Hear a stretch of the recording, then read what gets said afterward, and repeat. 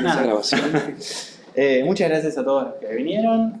Básicamente recordarles que esto es el Club del Paper, es para pasarla bien, hablar sobre papers que están buenísimos, especialmente en nuestra área, ¿no? Donde todo cambia mes a mes. Me parece que es un lindo espacio para compartir y para pasarla bien todos. La idea es un poco eso, dar intuiciones, dar ideas sobre los nuevos papers que están saliendo. No esperen que se dé absolutamente cada minucioso detalle de cada cuenta, completamente hasta el último detalle, porque bueno, no es la idea, no tenemos tanto tiempo tampoco. Y también seamos conscientes que, particularmente el paper que se va a dar hoy, es un paper de hace un mes, o sea, es un paper súper nuevo. Es muy complicado dar hasta el último detalle de todo. Espero que lo disfruten mucho. No olvidarme de agradecer, por favor, a Lucas otra vez. Tanto. Sí, por todo lo que hiciste. O sea, todo esto no sería posible, todo lo de las redes. Eso, síganos por favor en las redes, está buenísimo. @Club del Paper en Instagram, YouTube. Y eso. Lucas, para los que no los conocen, se agregó hace poco al equipo. Él se va a encargar de que se digitalice todo el evento, tanto por YouTube, por Instagram, y ayuda a que haya un formato digital prolijo del evento. Perfecto. Así que, otra vez, gracias. Gracias a ustedes. Y bueno, gracias Axel por tenernos. ¿Pueden presentar a Axel? Sí. Axel es el primer recibido de ciencia de datos de toda la historia. Así que nada, muy importante acá. Y el mejor. Y el mejor también. Gracias por la presentación y gracias por todo el setup y el seguimiento y nada, de mucha calidad estas charlas. Así que gracias por venir a mi charla de TED, auspiciada por el Club del Paper y auspiciada por Deep Bounce AI, sponsor oficial como empresa de esta charla. Después les voy a comentar un poco más al final. En cuanto al tema que vamos a ver hoy, solamente voy a hacer un seguimiento un poco de lo que se dice en el paper, lo que dicen los autores, por ahí algún que otro comentario, digamos, de opinión personal, pero principalmente me voy a estar acotando a las cosas que ya se dijeron por los autores, por ahí de una manera más divulgativa. Eso, no hay una gran contribución personal, lo aclaro por si la parte es expectativa. Bueno,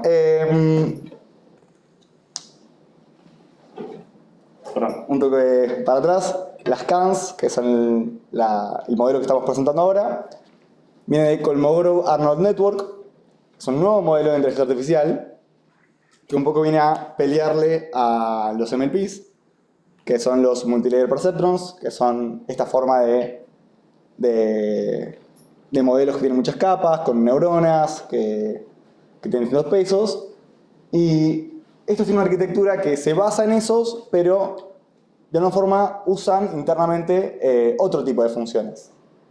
Y para entender ese tipo de funciones que tienen internamente, en contraste con los MLPs, vamos a repasar un poco sobre curvas y sobre splines. Por ejemplo, acá tenemos una curva donde tenemos varios puntos en un plano, ¿no? Donde cada puntito de control, está en un plano 2D, tiene un orden, primero viene este punto, después este otro punto, punto. O sea, secuencial un punto detrás de otro, y uno quiere tener una curva que aproxime cada uno de esos puntos, ¿no? Y fíjense en particular en las curvas de Bézier, la importancia que le dan a cada punto de control en función del tiempo, porque pueden pensar como que estoy recorriendo esta curva, cuando estoy en la mitad de la curva estoy en la mitad del tiempo, y cuando todavía no me moví de este puntito estoy en el tiempo cero.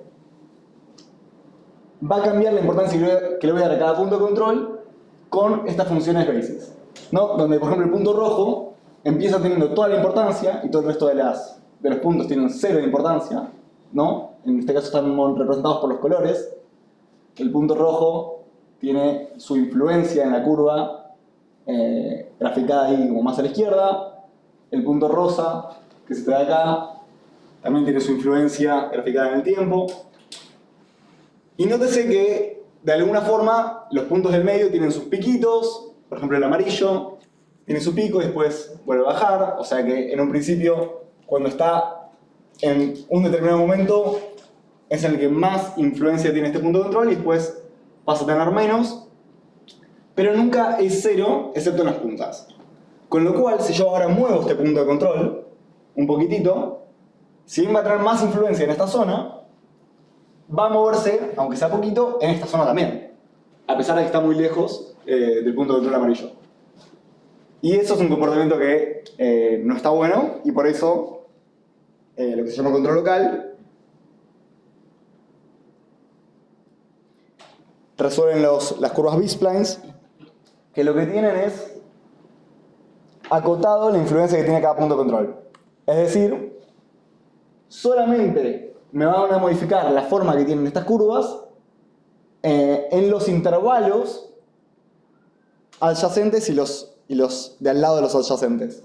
Es decir, si yo muevo este punto de control, a lo sumo se me mueve este intervalo y este intervalo, pero no este. Eso, que parece algo como relativamente sencillo, va a traer a este modelo una propiedad muy buena, que es de memoria espacial. Lo vamos a ver más adelante. Y además son C2, que bueno, son continuas y sus derivadas son continuas, así que es como súper suave, está bueno. Entonces, repasando, en este caso tenemos curvas B-splines que están basadas en puntos 2D, pero así como están en puntos 2D, podría estar en un plano, en un espacio unidimensional, en donde yo decido el valor que tienen dentro de esa línea. ¿No? Acá yo estoy diciendo en qué lugar, en el eje X y en el eje Y está cada punto de control, pero podría decir solamente en qué lugar están dentro del eje Y. Y no hay eje X. O el eje X ya está determinado. Y la matemática, bueno, ya probé que no llego con el tiempo a decirlo, así que... Bien, entonces yo había mencionado esto, de que las CANs son un nuevo tipo de modelo, de que tienen algunas cosas que se basan en parecidas a los MLPs. Y así como los multilayer perceptrons, como las clásicas redes neuronales, que supongo que están familiarizados, pero voy a hacer un breve repaso, tienen sus capas y sus nodos, las cuales están basados en sucesivas funciones lineales que después son activadas por funciones especiales de activación, como pueden ser la función ReLU, la sigmoide, la tangente hiperbólica y demás.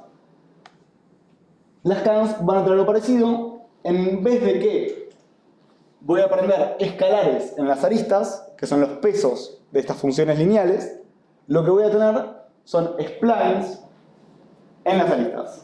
Con lo cual, en vez de un solo parámetro, que es el peso, el escalar en la arista, voy a tener una función. Eso lo hace como ya muy distinto. Y en los nodos en sí, en vez de tener las funciones de activación como tenemos los MLPs, como puede ser la ReLU en este caso, vamos a tener simplemente la suma. ¿Bien? Ahora, sobre los MLPs, están basados en un teorema en particular, que es el teorema universal de aproximación. El teorema universal de aproximación lo que te dice es, si vos tenés una función en un compacto y es continua, en un compacto, o sea, que es cerrado y acotado y qué sé yo, todas esas propiedades de análisis avanzado, entonces yo con una red neuronal de una sola capa oculta y una cantidad de nodos finita, te la voy a poder aproximar esa función. Lo cual es bastante fuerte, ¿no? Porque lo único que le pedís es que tenga una sola capa oculta. La cantidad de nodos está acotado según el nivel de precisión que quieras a tu función. Y la función de activación, lo único que le pedís es que sea monótona o su derivada monótona, continua y no constante. O sea, no le pedís mucho. Algunas la cumplen, tipo la red, el sigmoide, pero digo, podría ser prácticamente cualquier otro. Bien. Y así como los MLPs están basados en el teorema universal de aproximación, las CANs están basados en otro teorema, que ya tiene varios años, que se llama teorema de representación de Kolmogorov-Arnold. Y lo que te dice, dicho de manera coloquial, es, si vos tenés una función multivariable, yo te la voy a poder representar, esa función multivariable, como composición y suma de funciones univariables. ¿Ok? Eso es bastante loco, ¿no? O sea, vos tenés una función que depende de varias variables, ahí creo que está x1, x2, no sé qué, xn, y lo que me está diciendo es que lo único que vas a anhelar es poder sumar, que la suma involucra dos variables, ¿no? La izquierda y la derecha, y después otras funciones univariables. Y con eso ya estás. O sea, no necesitas nada más para hacer una función que podría tener un montón de dependencias entre las variables. Más que adentrarnos en la página, en la fórmula, voy a hacer un par de ejemplos. Suponete que tenés f de x1, x2, x1 por x2, claramente multivariable. ¿Cómo lo podría representar como composición de funciones univariables y sumas? Bueno, si yo me avivo, x1 por x2 es lo mismo que e al logaritmo de x1 por e al logaritmo de x2. Que es lo mismo que e al logaritmo de x1 más logaritmo de x2 dentro del exponente, ¿no? Y eso es exactamente lo que queríamos, porque lo que termino teniendo es una función univariable, la suma, que estaba permitida, a pesar de que no es univariable, otra función univariable y otra función univariable que es e ala. ¿No? Entonces en este caso phi1 sería logaritmo, phi2 sería logaritmo y esta como phi mayúscula es e ala, ¿no? Lo que sea que está dentro. Genial. Vamos a otro ejemplo. Por ahí un poquito más complicado. X a la y, si yo lo quiero representar como composición de sumas, como composición de funciones univariables y sumas, lo que voy a hacer es, de vuelta este truquito, e a la logaritmo de x por y, pero acá fíjense que sigo teniendo dependencia que no está en la suma, entonces lo vuelvo a aplicar este truquito, ahora digo e a la, esto es equivalente a e a la, y ahora entre paréntesis e a la logaritmo de x por y. Y si redistribuyo y hago cuentas, lo que termino teniendo es un término, que es logaritmo del logaritmo de x, sumado a otro término que depende de y. Con lo cual voy a poder generarme funciones univariables, tipo en este caso phi1, que es la función que me toma como entrada x, es logaritmo del logaritmo de x.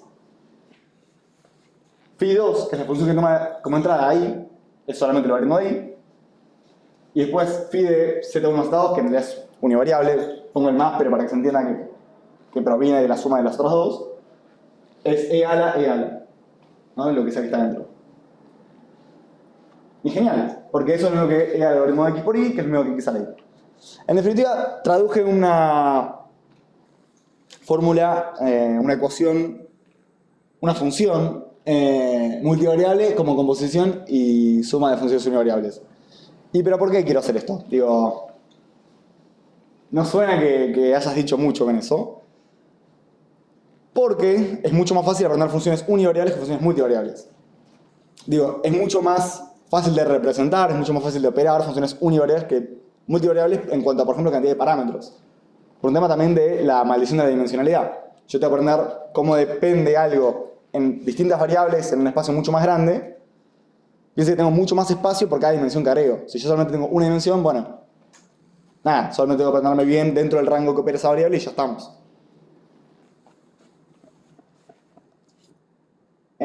Visto como red, ¿cómo sería esto?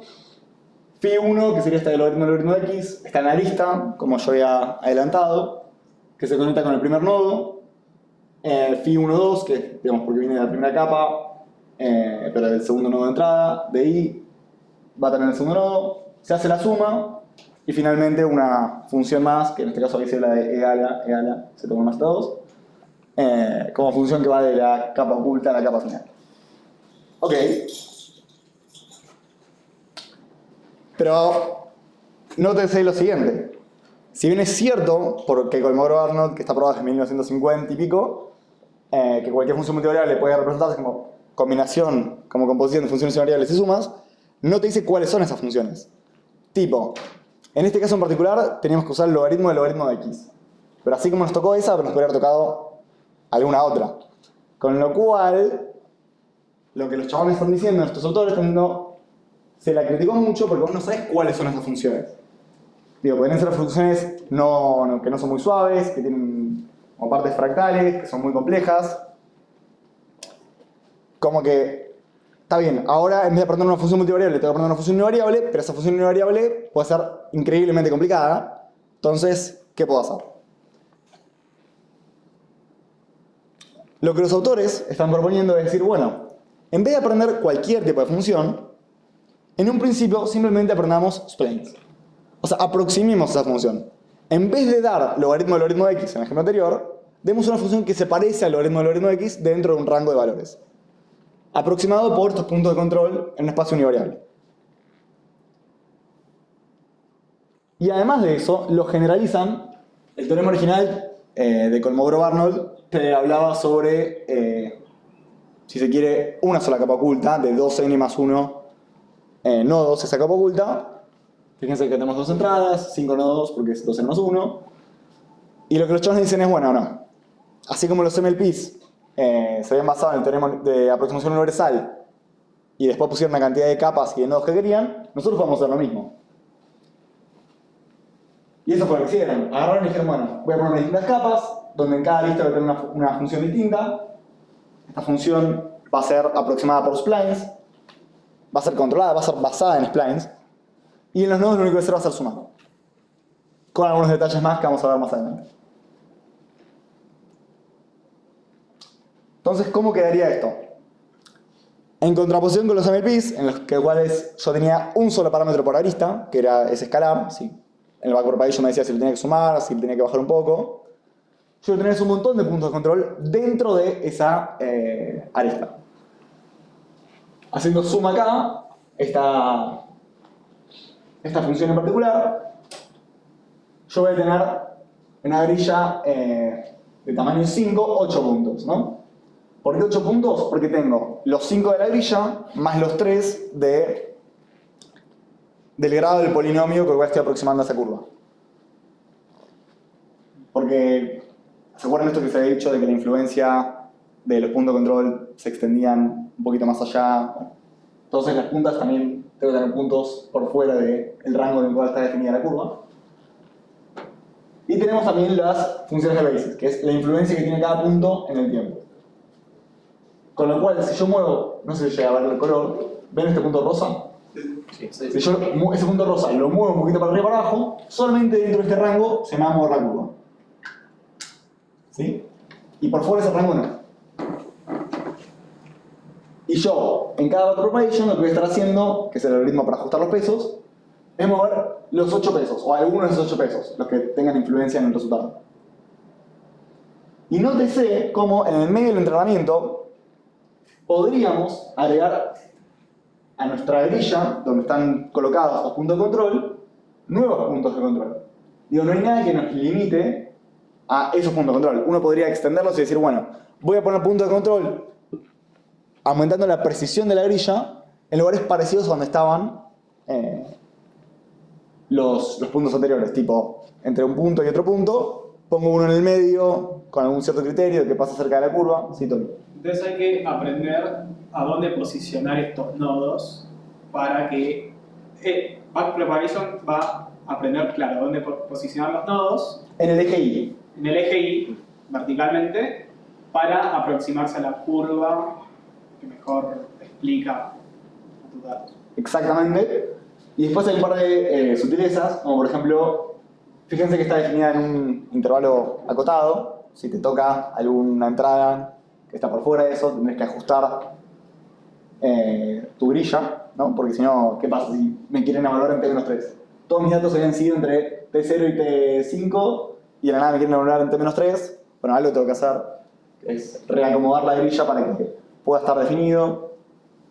Y lo que quería decir con esto de la extensión de la grilla era que si tu función invariable que estabas explicando por ahí dejaba de aprender porque era una función muy intrincada, que tenía muchas sutilezas, que variaba mucho en el tiempo o que necesitabas más precisión para poder explicarla, podías simplemente aumentar el tamaño de la grilla, ¿no? Y ahora tenés más parámetros dentro de esa lista,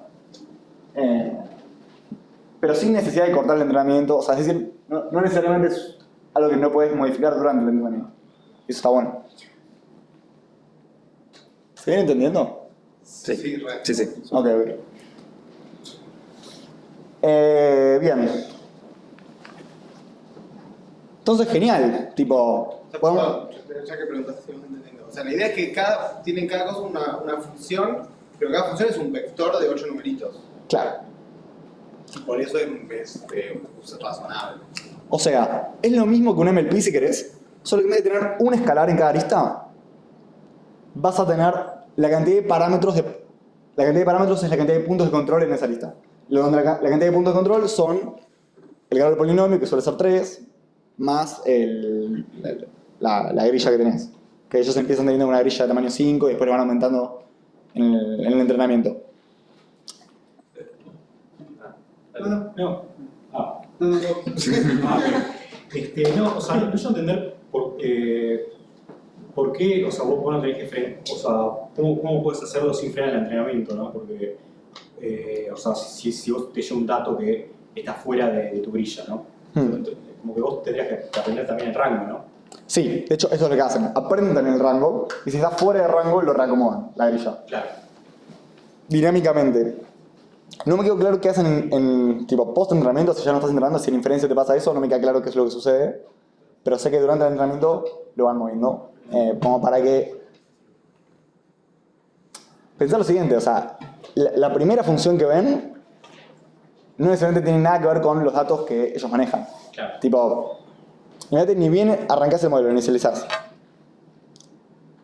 Tus funciones en las aristas están definidas dentro de un rango inicial, por ahí aleatorio, lo que fuera, que por ahí no tiene nada que ver con la magnitud de las entradas que tenés. Claro. Con lo cual es importante que puedas adaptarte no solamente hacia dónde están centradas, sino a la variabilidad que tienen. Y dónde posicionas esos puntos de control, o sea, con qué extensión también depende de eso, ¿no? O sea, cuán separados están a nivel magnitud. Y como son splines, está definido no solamente para esos puntos de control, sino para todos los del medio también, quiero decir. Claro. Si tiene muchísima variabilidad en cuanto a magnitud de ese dato, lo haces más esparcido, igual va a estar definido, va a tener menos... ¿La cantidad de nodos igual es fija o...? No, eso es lo que estoy diciendo de que podés aumentar la precisión, la cantidad de puntos de control en función del entrenamiento. Bien. Ellos lo hacen en función de los steps, pero podrías decir, bueno, cuando dejo de aprender, aumentame la grilla, o podrías decir, bueno, si surgen ciertas condiciones que me hacen sospechar de que necesito mayor precisión de una función invariable, hacelo. ¿Están equipaseados? O sea, ¿tienen Sí. el mismo largo los segmentos? Ahí viene. Hay alguien en el medio que está levantando la mano, a ver si querés. Sí. Bueno, puedo hablar, se escucha. Sí, se escucha.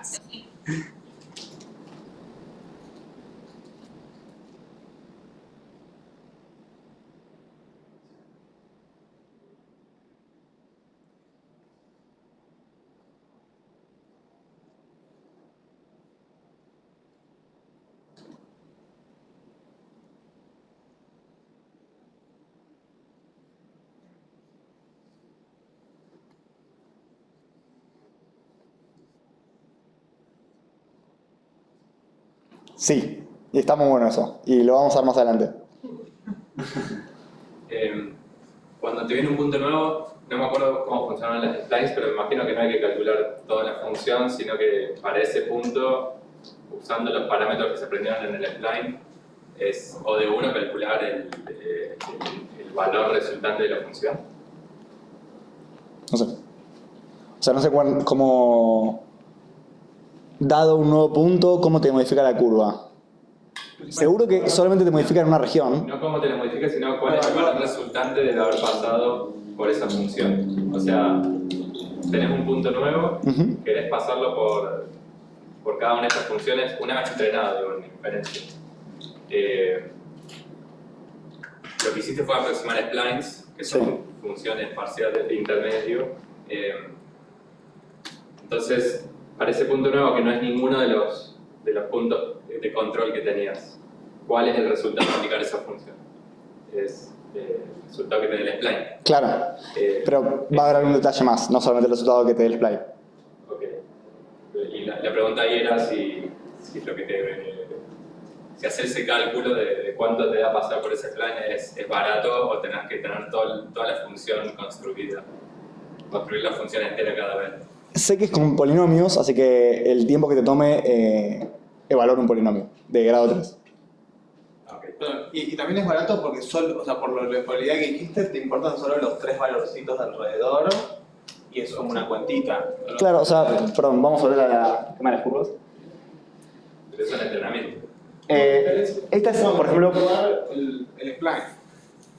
o sea, dado un punto en el tiempo o un un valor que estás evaluando, solo tenés valores hasta cúbicos, o sea, es un polinomio de grado 3 lo que tenés que evaluar, donde depende de 4 puntos, los 2 de la izquierda y los de la derecha. No sé si quedó claro o no, de esa forma. Claro, sí, está bien. ¿Dónde estábamos? El retorno del Ah, sí, sí. Bueno, entonces lo generalizan y nada, medio como que lo que dicen es, sí, puede haber funciones muy raras, pero la mayoría de las funciones las vamos a poder aprender como funciones suaves univariables. Entonces, de alguna forma, lo que vas a tener como salida de tu red es evaluar en cada una de las aristas de la primera capa esas funciones. Tenés una función por cada arista de la primera capa, para esta entrada. La sumo dentro de un nodo en particular. Si querés, uno de los nodos de la primera capa oculta. Y después lo mando a la siguiente capa, donde cada una de sus aristas va a tener su propia función, la sumo cuando llega al nodo, y así sucesivamente hasta que tengo el nodo final, la suma de todas las aristas de la última capa, ¿no? De estas funciones. Parecido a lo que las fórmulas que veías de un MLP, solo que lo que tenían las MLPs era, en vez de estas funciones, era la suma de los pesos en esa capa y después una función de activación, una vez que ya había sumado todo. Y acá solo tenés estas funciones univariables siendo sumadas. Yo dije que no era solamente el residuo de los splines, hay detalles más. Tienen una conexión residual, que en realidad no es una conexión residual directamente le suman x, sino que el x viejo, sino que le aplican esta función b, que es silu, que si se fijan es muy parecida a una función, la función identidad cuando x es muy grande, porque esto se hace casi 0, y es muy parecida a 0 cuando x es muy muy negativo. Con lo cual puedes pensar como que cuando x es muy grande, lo único que tengo que aprender es la diferencia, o sea, f de x, que es lo que estoy queriendo aprender, es y menos x, y cuando x es muy, muy negativo, lo que quiero aprender es y igual a f de x, es y, en función de x. No sé si quedó claro, lo que estoy aprendiendo es f, ¿sí? Perdón, fb. Perdón, spline lo que estoy aprendiendo, spline de x. Y como b de x es la identidad, parecida a la identidad o parecido a 0, según en qué extremo estoy, si estoy en el extremo derecho, estoy solamente aprendiendo la diferencia, si estoy en el extremo izquierdo, estoy aprendiendo la función en su totalidad. Y igual, o sea, estoy aprendiendo en spline de x y función de x.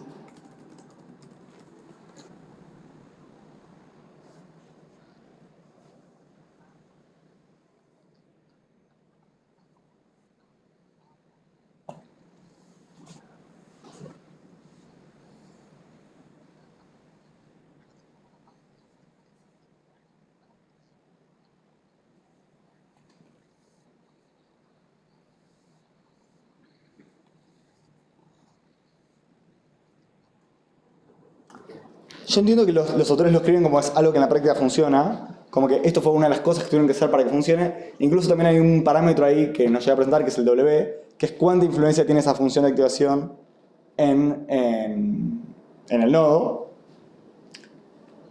No probé implementarlos por mi parte sin esas conexiones residuales. También queda como pendiente decir, bueno, ¿qué pasa si en vez de p de x era solamente x? O si era otra función en vez de la silu.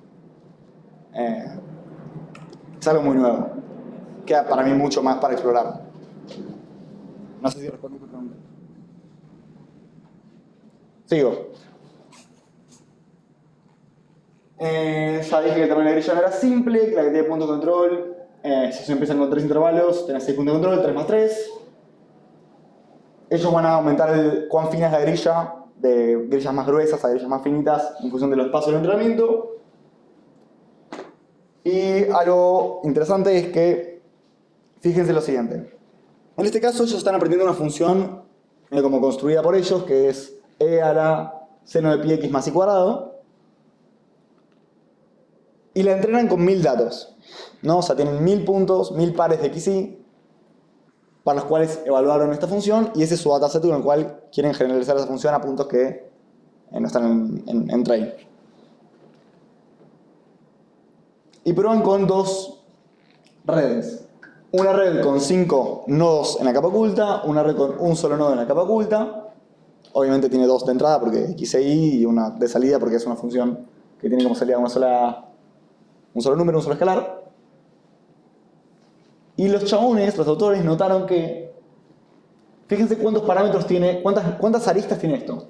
La cantidad de aristas que tiene es 2 por 5 más 5 por 1, ¿no? Porque tengo todas las conexiones de esta a esta, más todas las conexiones de esta a esta. O sea, 2 por 5 más 5 por 1. Esa es la cantidad de aristas. Y después, ¿cuántos parámetros tengo? Es simplemente la cantidad de aristas por la cantidad de puntos de control. Más 1 si quieres el doble. Con lo cual, cuando tenés 50 en puntos de control en tu grillita, lo que vas a tener es 2 por 5 más 5 por 1, que es 15 por 50, o sea, 750 parámetros cuando tenés la grilla tamaño 50, en esta red, la de 2, 5, 1. Y lo que ven es que en el momento en el que la red empieza a funcionar mal, en test, ven que empieza a subir el error en test, es en el momento en el que sucede la interpolación. Y la interpolación sucede porque las curvas están definidas para que aproximen puntos, pero si los puntos no son como muy diferentes entre sí, o sea, si yo coloco un nuevo punto en el mismo punto donde ya pasaba mi curva antes que agregué ese punto, entonces ese punto de lo formal lo estoy poniendo al pedo. ¿Se entiende? Como no me está agregando información, no me está agregando granularidad, pero estoy colocando en un lugar donde ya pasaba la curva antes. Y la idea de agregar un nuevo punto es para darme una precisión, modificarme la función de manera tal que sin ese punto no lo tenía. Sin embargo, si estás interpolándolo es porque no hacía falta. Y cuando sucede esta interpolación, es parecido a cuando la cantidad de parámetros es similar a la cantidad de datos. Yo dije que había sido un programa con 1000 datos. Y nada, me pareció interesante eso. No, es como ese análisis de decir, si ya los estás interpolando, significa que los puntos no están sumando nada, y es justo el momento en el que el test le empieza a ir mal. Porque te estás overfiteando, en definitiva. Sí. Y algo similar con la otra red. Lo que ven es que una grilla más fina es mejor a más nodos en cada capa. Surge la pregunta de también si, bueno, una grilla más fina también será a más capas. O sea, a misma cantidad de parámetros, si yo agrego más capas o lo hago más fino, ¿qué me conviene más? Y también mencionan, y esto lo ven en base a cómo mejora la función por cada parámetro dada el tamaño de la grilla. Y también muestran cómo su error mediano, o sea, la raíz del error cuadrático medio de la mediana mejora mucho más que el promedio. Como que hay algo ahí en las puntas o en los extremos de la distribución de errores que le juega para mal.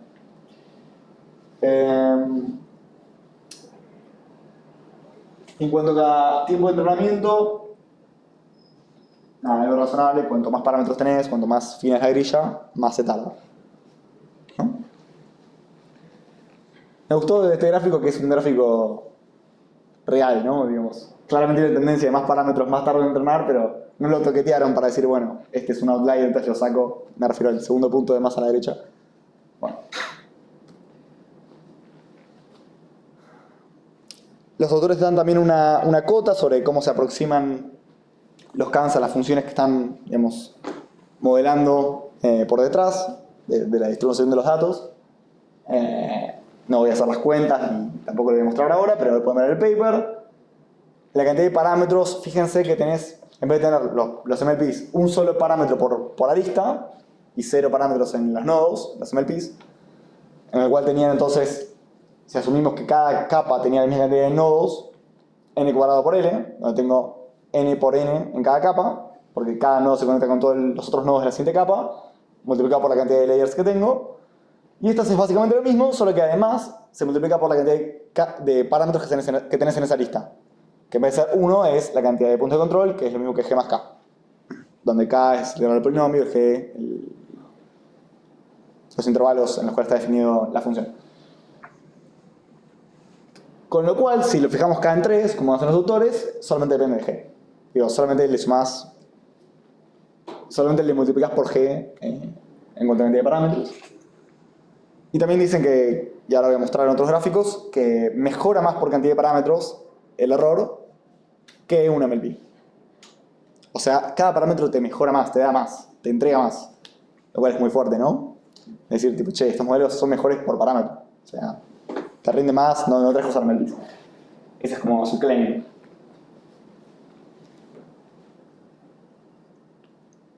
¿Cómo estoy de tiempo? 20. Ok, voy a darle un poco más de pata a esto. Usan regularización. Primero definen lo que es la magnitud de una función de activación y lo que dicen es, bueno, lo evalúan en cada uno de los puntos, en cada uno de los nodos y el promedio de cómo me dan esos nodos es a nivel absoluto, es la magnitud de esa función. Después dicen, bueno, la magnitud de la capa va a ser la sumatoria de las magnitudes de las funciones que están en esa capa. Y también digo, bueno, la entropía cruzada de una capa va a ser la fracción del cuánto de la magnitud de una función en particular dividido la magnitud de toda la capa por el logaritmo de esa misma fracción, que en definitiva si lo grafican lo que te está diciendo es te voy a penalizar más si estás cerca, perdón, te voy a penalizar menos si estás cerca de cero o del total de la capa. Con lo cual quieren que o las funciones aporten a la capa, a la magnitud de la capa, o no aporten en absoluto. Yo no quiero varias funciones para explicar algo que puede ser explicado con una sola. Eso es lo que para el motivo por el cual está. Y en definitiva, eligen 3 hiperparámetros, lambda, mo1 y mo2, para ajustar cuánta regularización darle. El pred es la pérdida de la predicción. Una pregunta, ¿sabes cómo se vería una función que no aporta nada? ¿Qué sería? ¿Que constante o...? Claro, que su magnitud, o sea, fíjense, Yo creo que ahora me lo vas a explicar, se va a quedar más claro, ¿no? bueno, sí. Cualquier cosa si no volvemos. Dale. Bien, yo entreno, agarro y tengo una red inicial, ¿no? Tengo un par de splines iniciales, en los nodos hacemos como sumar, así que no hay nada. Y yo entreno. Y fíjense que cuando entreno con regularización, hay un par de funciones de conexión, o sea, hay una conexión de acá a acá, solamente que no la estamos viendo porque no es muy relevante, porque su magnitud es muy chiquita. Y su magnitud es muy chiquita porque el W me dijo no, tirarla para abajo. O porque no influía mucho en este nodo, ¿no? Relativo a las otras funciones de activación o en general. Con lo cual, ven que tienen distinta opacidad, no sé si se llega a ver. Yo me estoy quedando con las aristas, las funciones que son más relevantes. Y digo, genial, buenísimo. Pero si solamente hay un par que son relevantes y el resto no, o sea que no me están aportando mucho a ese nodo, o a la capa, puedo sacarlos. Aquellos que no son relevantes. Aquellos cuya entrada a nivel magnitud o salida a nivel magnitud, o ambas, como hacen en el paper, no llegan a cierta cota que yo considero que es la relevancia del nodo. Entonces, si saco todos esos que no llegan a tener la relevancia mínima pedida, me quedo con un árbol como podado, ¿no? Fíjense que tengo el spline este, lo pasé acá, y el spline aquel lo pasé acá, y tengo el spline aquel acá, y veo como todos los otros nodos los saqué, los volé. Y una vez que tengo esto, digo, bueno, los autores dicen lo siguiente. Hay muchas funciones que por ahí yo no necesito, no sé cuántos puntos de control debo tener acá, ponerle que tengo 10. Yo poniendo 10 puntos de control para representar esto, porque para mí esto es claramente un seno. Entonces, si esto fuera un seno, yo solamente tengo que encontrar los parámetros para ajustar ese seno, en vez de usar 10 puntos de control. Con lo cual van un paso más y dicen, bueno, seteamos el seno, donde tengo, no sé, un A más B por seno de CX más D, donde tengo un par de parámetros para ajustar el tema de las entradas y dónde está colocado ese seno, pero por fuera de eso, tengo 4 parámetros y nada más. O sea, pasé a tener todos los puntos de control que tenía acá, a tener 4 y ya. Y lo mismo para el cuadrado. En vez de tener no sé cuántos puntos de control tenía acá, solo tengo el A por X cuadrado más BX más C, o lo que sea que hemos visto. Y lo mismo acá, se tiene el exponente, con lo cual, ahora tengo muchos menos parámetros, tengo solamente estos parámetros de afinidad con la función que estoy seteando, y vuelvo a entrenar. Y una vez que vuelve a entrenar, ellos usan una librería para ver la fórmula simbólica, y o casualidad fue lo mismo que habían puesto de entrenamiento de su dataset. ¿Se entendió? Acá hay una pregunta. Sí. Cuando quiera, Fede.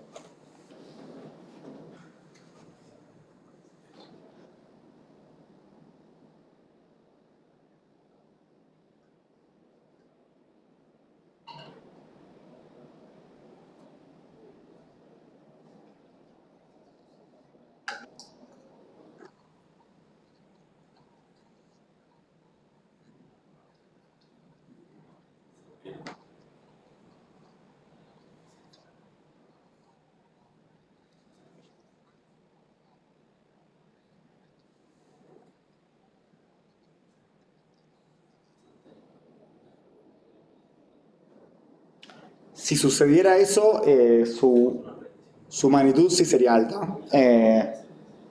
No sé cómo podrías evitarlo, o por qué pasaría eso, como que por ahí estás teniendo demasiados parámetros. ¿Vos la probaste y te sucedió eso?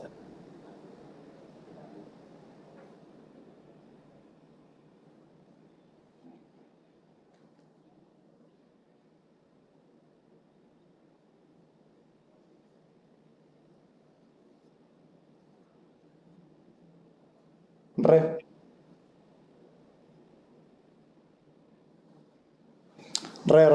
O sea, me imagino que uno igual siempre que entrena este tipo de modelos va a empezar con la menor cantidad de puntos de control en cada grilla y ir aumentando progresivamente desde ahí, como para tener eso en cuenta. Hizo así. Ah, bueno.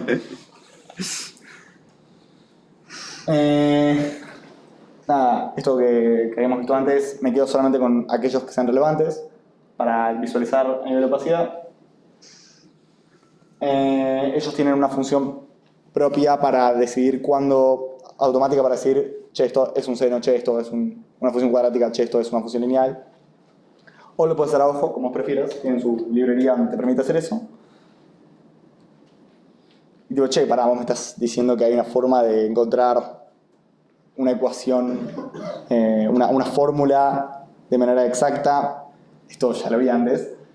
Symbolic regression, pero no. Los autores dicen que no es lo mismo, porque Symbolic regression busca con distintos algoritmos, pues algoritmo genético, algún tipo de algoritmo que recorra un árbol, las funciones que, si hay una función que encaja dentro de esos datos. Pero acá no estoy buscando la fórmula exacta. Estoy tratando de aproximarme y después, si me parece obvio que ya llegué a algo, lo puedo setear. Como es algo mucho más progresivo, que o lo encuentro o no lo encuentro. O hay una fórmula o no hay una fórmula. Además, el output es de fórmula cerrada, sin ver cómo está compuesto o cómo hizo para buscarlo internamente, ¿no? En Symbolic Regression. Mientras que acá yo puedo ver cómo se fueron componiendo esas funciones. En el caso de e a la seno de pi x más i cuadrado, yo puedo ver que primero encontró que acá había un seno, que acá había un cuadrado, que después de todo esto había un exponente. Yo puedo ver cómo fue razonando, entre muchas comillas, la red para llegar a esa fórmula final. Mientras que en Symbolic Regression no. Y finalmente, en este tipo de redes, si mi fórmula subyacente no tuviera una ecuación tan linda como e a la seno de pi x más i cuadrado, fuera algo más complicado, que no es una función matemática así conocida, nada, el Kant se va a quedar con los splines. Va a decir, no, acá yo no encuentro nada, no puedo reemplazar ninguna de estas splines que tengo por fórmulas conocidas, por funciones conocidas, mientras que este te va a decir, no puedo hacer nada. Se queda con los brazos cruzados, tipo, no llego.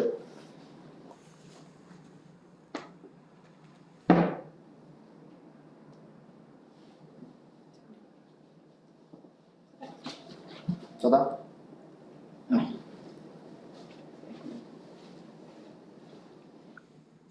Música de ascensor. ¿No te trajiste un chiste? Bueno, cuento el del almuerzo. Un científico de datos le encargan decidir cuáles son los deportes o las actividades más riesgosas y entrevista a ex jugadores de fútbol y encuentra que 2 de cada 1000 se habían lesionado, entonces anotan su libretita, ligeramente riesgoso. Después va a entrevistar a gente que haya jugado a la ruleta rusa y encuentra que de los 1000 que entrevistó, los 1000 salieron totalmente intactos, así que escribe totalmente seguro.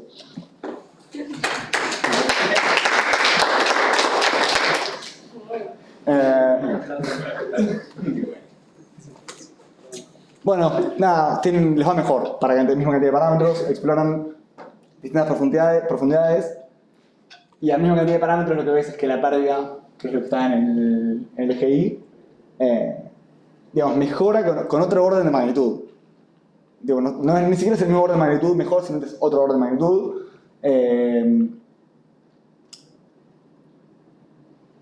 Bien.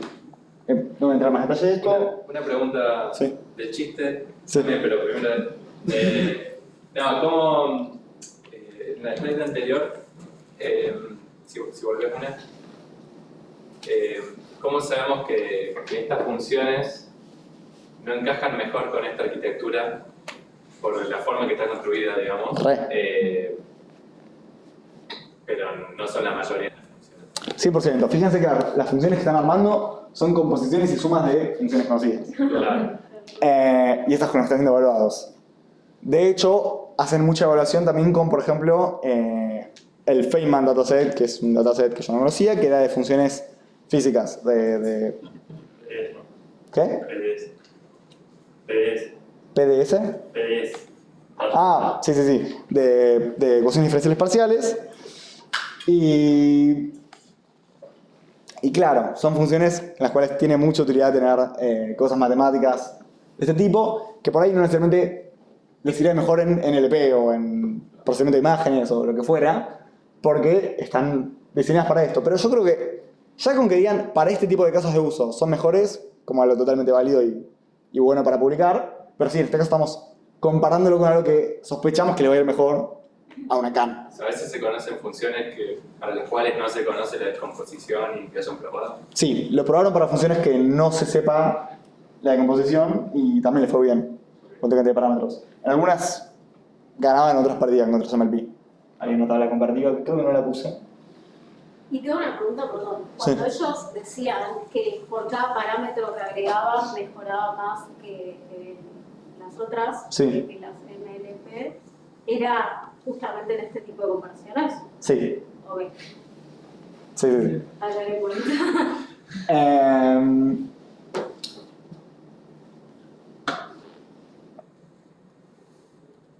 Lo que quiero quedarme es con esto. Logra representar funciones en menos capas que los humanos diseñan. Fíjense como, bueno, en el caso de que vimos antes, en el de E a la seno de pi x más y cuadrado, creo que el arbolito que nos armaríamos nosotros, si nos pidieran eso, que me dijeran, che, armate un árbol, una red, Axel, con te muro. interrumpo. Está Fede en el Meet también con una pregunta, así que si querés Dale, termino silenciate. esto y... Dale. con muro Arnold. No, bueno, hace una pregunta. Ok. Ya perdí. Fede, cuando quieras. Perdón, mal momento que quedó de la slide pasada.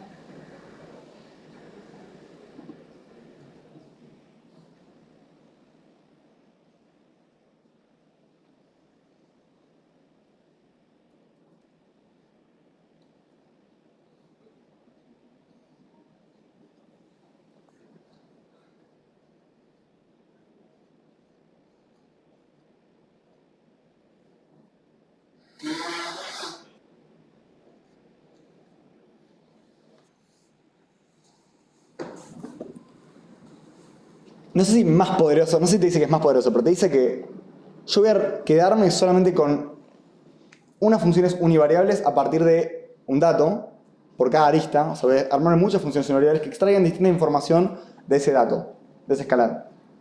Y eso es algo que me parece que te dice más que simplemente multiplicar un escalar. O sea, me es mucho más difícil interpretar por qué un escalar dio 3 que por qué una función da de esta forma. De hecho, vamos a ver más adelante. ¿Puedo sumar un dato ahí? Acá.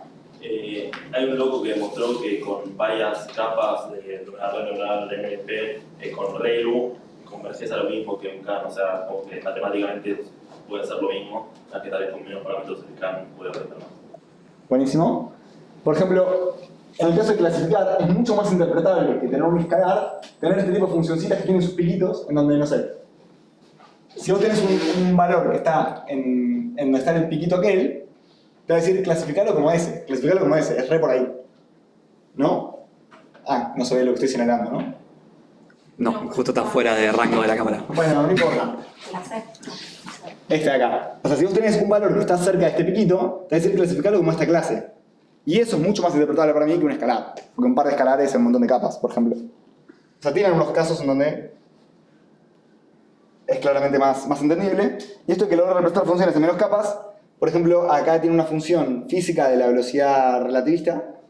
Y uno esperaría que logre representar, no sé, la suma, la división de 1 más u por b y no sé qué, en varias capas, porque tenés como varias composiciones y necesitas, bueno, si hacerlo en pequeños términos, voy a necesitar varias capas para lograr toda la fórmula, toda la función. Y ellos dicen, no, con 2 capas estoy. Porque reencuentran con la arcotangente y demás otra fórmula de representar esa misma función. ¿No? Como menos trivial para un humano, pero... Estás diciendo por casualidad que si vos podrías descubrir de funciones que no tienen como una representación como sumas, una nueva representación que hasta hoy sea desconocida. Claro, en este caso, en vez de u más b dividido 1 más u por b, en vez de representarte pero u más b, después te hacen la división, después te hacen u por b, y después te lo suman con el 1 y no sé qué, lo que dicen es, esto es lo que tangente de arcotangente de u más arcotangente de b. Tangente por b igual. Pero eso lo decís como, ¿es así o es una aproximación buena? Eso es lo que logran ellos. Tipo, lo que logró la red es redescubrir eso. Esa propiedad. O sea, cuando le pusieron que aprenda esta función, con 2 capas le iba muy bien. O sea, Cuando esperarían que necesitara 5 capas. O sea, cuando dijeron, che, lo entramos con 5 capas, porque necesitas por lo menos 5 capas para representar esta función. No hizo falta. Con 2 estaban bien. ¿Y ahí el error en training test les daba 0? Sí, supongo que excepto el error numérico, les daba muy cercano a 0. Depende también de la... Obviamente un spline tiene un error naturalmente porque no es una función exacta, porque es un polinomio, pero en el momento en el que si ellos setean mucho los simbólicos. Entonces, si están seteando el simbólico arcotangente, seguro que sí. Les da 0. Pues si lo estás seteando, bueno, lo estás seteando. Si no lo seteas, seguro que su error no era 0, pero por ahí era muy cercano a 0. Y última relacionada, ¿qué pasa si le agregas un epsilon a esto? Si hacen más epsilon, o sea, es la función esta, que es desconocida, pero con el ruido irreducible. A ver si llegan a también esta misma fórmula. ¿Va a probar o no algo del ruido? Yo no lo leí. No lo vi.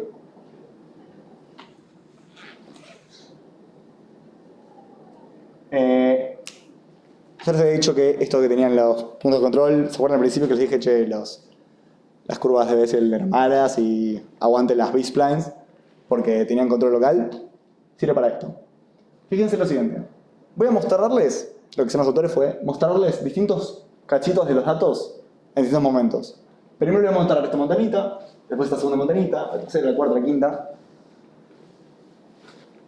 Y voy a entrenar la misma red en esta fase. O sea, la misma red que había entrenado en la fase 1, la llevo a la fase 2. Y fíjense cómo en la primera fase las dos aprenden a representar la montaña. Sin embargo, como las B-splines solamente me mueven los parámetros que me afectan esa función,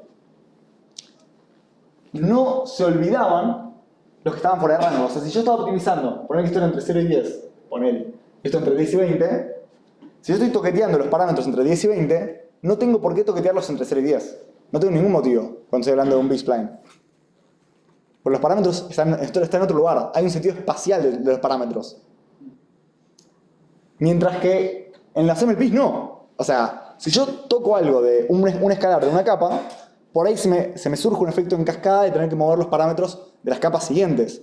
Mientras que en el CAM, como yo solamente muevo, bueno, esto que ya dije, los que están en esa magnitud relevante, todos los que están en la magnitud fuera de ese scope no son influenciados. Ni por el backward variation,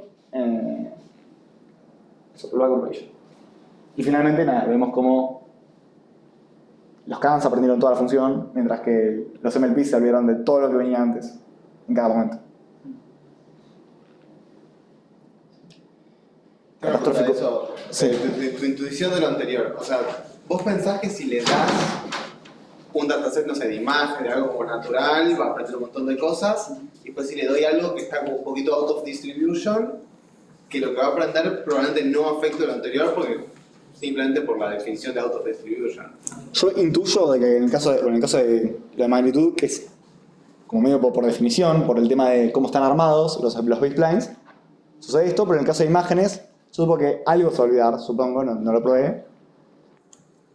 Por ejemplo, para clasificación de imágenes. Yo creo que si vos entrenás primero para clasificar entre sillones y sillas, y después entre, no sé, ventanas y puertas, yo supongo que va a tener mejor rendimiento en sillas y sillones los CANs después de haber sido entrenadas para la segunda tarea. Yo intuyo, en base a este tipo de propiedades. Pero que no va a ser ese tipo de resultados que son tipo asombrosos, que es tipo, wow, se acordó de todo y nada. Me imagino que la diferencia se va a achicar. No sé. Porque no está tan localizado, decir. Claro, los CANs están localizados. Yo entreno estos parámetros para este rango, y para este otro rango no los veo, no los toco, no me interesan. Están en otro espacio. Y a menos que necesite... Esto también. ¿Se acuerdan de ese hecho de que se podía mover la grilla? Se podían crear nuevos puntos en la grilla y se podía desplazar la grilla. A menos que yo tenga que, durante el entrenamiento, desplazar una grilla o cambiarle la escala y demás, no le voy a tocar los anteriores. Ahora, si tuviera que entrenarlos porque cambia grosa la función, porque es una función súper complicada acá, fíjense que son montañas. Si yo de la nada te pongo como una función hiper compleja, llena de fractales y qué sé yo, posiblemente tengas que usar los parámetros para poder estudiarla. Y en ese caso, vas a perder me imagino que perderías un poco de lo anterior porque necesitas esos parámetros para poder tener más fina la grilla en la nueva función que tienes que aprender, en la nueva tarea. Creo que esto tiene como la asunción por detrás de que lo nuevo que quiero aprender no requiere de una gran cantidad de parámetros, una gran cantidad de atención. Si así fuera el caso, nada, olvídate de lo que vi antes. Bueno, interpretabilidad, esto que les había contado, esto de selección de clasificación, de bueno, cómo hago una división con un par de funciones univariables, multiplicaciones, funciones espaciales que no sé lo que representan, y también tareas no supervisadas. Por ejemplo, si vos tenés un dataset que no tiene un valor de salida para entrenar, pero vos suponés que, a pesar de que tener tres dimensiones, por ejemplo, x1, x2, x3, el espacio en el que viven esas tres variables no es aleatorio, sino que cumplen algún tipo de propiedad entre esas tres variables, algún tipo de estructura interna, los CANs te pueden ayudar a entender cuál es esa estructura interna. Esa manifold en la que viven las variables, los puntos. Y te lo pueden redescubrir encontrando esas relaciones, para decir, bueno, si yo quiero generar el 0, ¿cómo tengo que combinar estas tres variables? ¿No? Como suma o el 1, ¿cómo tengo que combinar estas tres variables para poder llegar a relacionar estas tres variables entre sí? Puede ser que alguna no la termine usando, pero lo grosso es cómo te puede encontrar, digamos, se dice hipersuperficies como sí, en un espacio multidimensional, a través de solamente funciones univariables.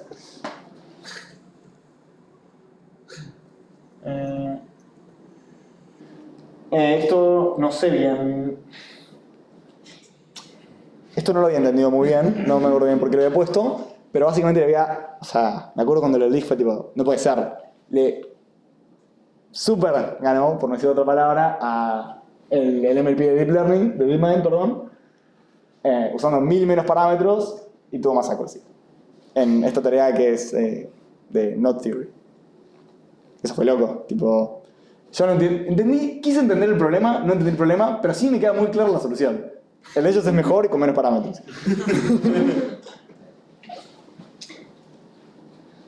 Y los autores pasan a decir, bueno, cómo lo nuestro es mejor porque tiene más interpretabilidad, cómo funciona mejor en más dimensiones, por el tema de la composición estructural, que no tienen este catastrophic forgetting. Pasan a hacer un repaso de por qué los suyos es mejor en muchísimos casos a los MLPs, pero understatement de que son muy lentos. Yo probé su librería y me pareció ridículamente lenta. En especial en comparación con un MLP. Pero... pará, vamos un poco más para atrás. Justo hoy al mediodía estábamos viendo lo nuevo que se había hecho en cuanto a las librerías de la implementación de CANs. Y hay algunas que son muy buenas. O sea, algunas que ya les empiezan a jugar, o sea, Cherry Can, en cuanto a rapidez a los MLPs. Por ahí es el doble de lento, o sea, toma el doble de tiempo, pero es mucho menos que lo que tardaba PyCam, que es la implementación de los autores originales. Como que yo creo que se va a seguir mejorando y se va a seguir haciendo más rápido. Igualmente, nada, es razonable que sea más lento evaluar una función como un B-spline que multiplicar un escalar y por la entrada.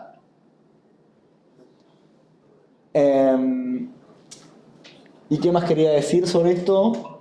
Hicieron otras cosas también. Fíjense que en las aristas, lo que nosotros hicimos fue, lo que los autores hicieron fue aproximar por estos splines. Pero puedes aproximar con Fourier, con composición de senos y cosenos, puedes aproximar con, no sé, solamente polinomios, puedes aproximar con lo que quieras. Digo, esa función que pones como constructora podría ser lo que quieras. Y es un poco lo que hicieron otras implementaciones. Axel, Sí. como dijiste, puede ser que algo que vaya mejorando, pero es mucho más sencillo multiplicar una matriz que evalúa una función, y por eso CPU en la implementación de ellos tarda mucho menos que GPU. No sé bien por qué. Porque sí, Capaz no supieron, o sea, O capaz no lo supieron hacer. a mí también me llamó la atención esto de que GPU sea más lento. Yo no me puedo averiguar por qué. Creo que no puedes paralelizar en GPU tantas operaciones no lineales. Puedo ser. Sí, además son todas distintas. A diferencia de un MLP que lo pones en forma matricial y después haces un montón de multiplicaciones con los batch, qué sé yo. Acá cada cosa es distinta. No hay una operación final. Más si ya hiciste el reemplazo por funciones simbólicas. O sea, si ya pusiste algunos senos y después tenés algunos splines, tenés algunos exponentes, muy artesanal. Igual se puede porque nosotros lo hicieron. Sí. Por ejemplo, el que habíamos visto justo de FK, el de arriba de todo, es un deficient. O sea, es como que alguien vio y dijo, bueno, lo mejoro. Tipo, le pasó con Axel que probó la librería, fue lenta y dijo la mejor. O sea, no puede ser una persona todo. A mí me dolió lo lenta que fue. O sea, cuando la probé fue como, esto no se puede usar en la práctica, pero bueno. Se ve que alguien nos dijo, sí puedo. Pensé que era todo de energía. Comparé con las últimas cosas. Además, Bueno. con respecto a los autores, está muy feamente implementada la librería posta. O sea, vos lees el paper y ya no es muy claro explicando algunas cosas y la librería es bastante... Sí. Pero bueno, estaba construido encima de PyTorch, así que eso me gustó. Y aquí tenemos acá los autores de que hicieron las convolutional cans, que me parece que están muy buenas. No las probé yo usar su GitHub, pero seguro que tiene muy buenos resultados. Y doy mi opinión de este paper en particular. O sea, hay cosas que están muy buenas. O sea, esto que hemos visto de que les va muy bien para estas fórmulas físicas que ya sabías y querías redescubrir cómo componerlas. También nótese que los chavales nunca armaron un modelo grande de verdad. O sea, grande me refiero a que creo que la tabla con más parámetros que tenían era de 100.000, pero ni siquiera de 1 millón de parámetros, o ni que hablar 1 billón, no te digo un Mistral, pero digo, un modelo grandecito no lo tenían. Y estaba bueno ver cómo escala eso hoy, justo en este momento en donde cada vez estamos viendo que a más cantidad de parámetros mejor les va, como que hubiera estado bueno. Y también en tareas como NLP, hubiera estado bueno también ver algo así. O procesamiento de audio, de imágenes, algo que no sea tan cuentoso. Igual lo hicieron para teoría de cuerdas, para no teoría de cuerdas, para Knot Theory.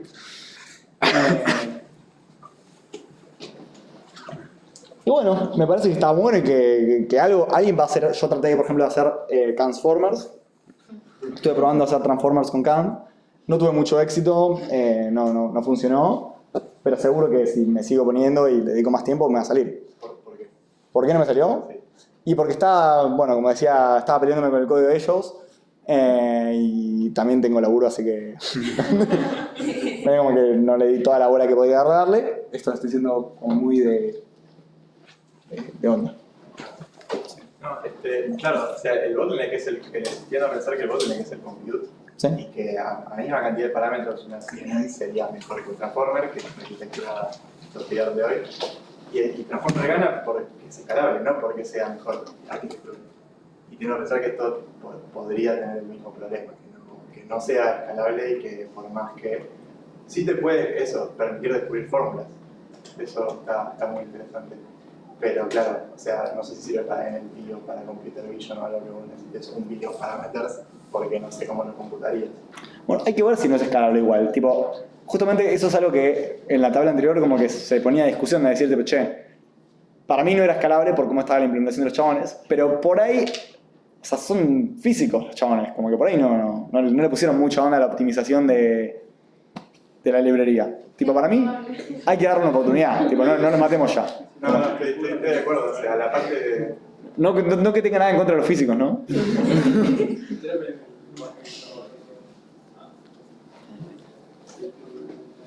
Bueno, no sé, ¿tienen preguntas? Acá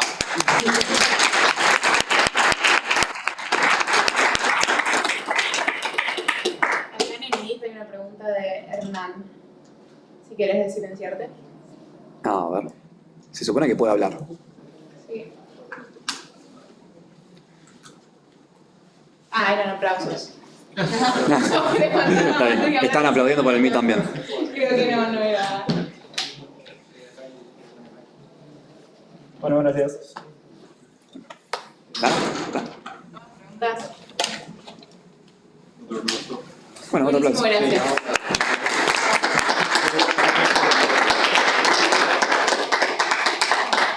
Y Axel, ¿qué estás haciendo que dijiste que tenés que Sí, poné una slide más.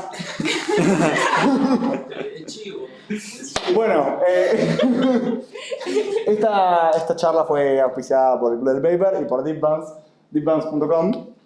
Es una consultora de inteligencia artificial, un equipo de primera línea. Y nada, top. Si tienen algún tipo de consulta, de duda de cómo podrían revolucionar su negocio con los datos y con la inteligencia artificial, chequenos, deepbands.com.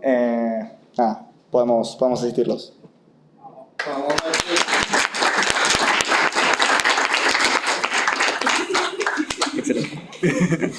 Excelente. Es el cierre del video. ¿El cierre del video? Bueno, tenemos que hacer el cierre. Bueno, gracias a todos por venir. A Axel por presentarte, por tener ganas de presentar el paper, a Rocco por cederle el espacio que en realidad iba a presentar él esta semana. Dentro de 2 semanas nos vemos para que escuchen a Rocco. Rocco, ¿cuál va a ser el tema, Rocco? Así. O sea, yo elegí un paper representativo que se llama Bayes in the Age of Intelligent Machines, que es sobre cómo podemos, o sea, métodos que vamos a usar para ver qué priors tiene, de un enfoque bayesiano, qué priors tiene un LLM sobre cómo funciona el mundo. O sea, por ejemplo, de qué color piensan que son las cosas o cuánto miden las cosas. O sea, tratar de inferir, no desde los parámetros, sino desde el comportamiento, qué modelo del mundo tiene un LLM. Eso. Y solo para que sepan, si alguno es la primera vez que viene, nos juntamos cada 2 semanas, los jueves a las 14 horas. Primera vez en esta sala, no sé si vamos a seguir manteniendo esta o vamos a volver a la 2103, pero alguna de las dos. Está el grupo de Telegram, Instagram, canal de YouTube. Y si quieren ver las reuniones del año pasado, están grabadas en Drive por mí. Claramente la incorporación de Lucas es excelente. Era urgente. Era urgente. Pero bueno, eso es todo. Gracias por venir.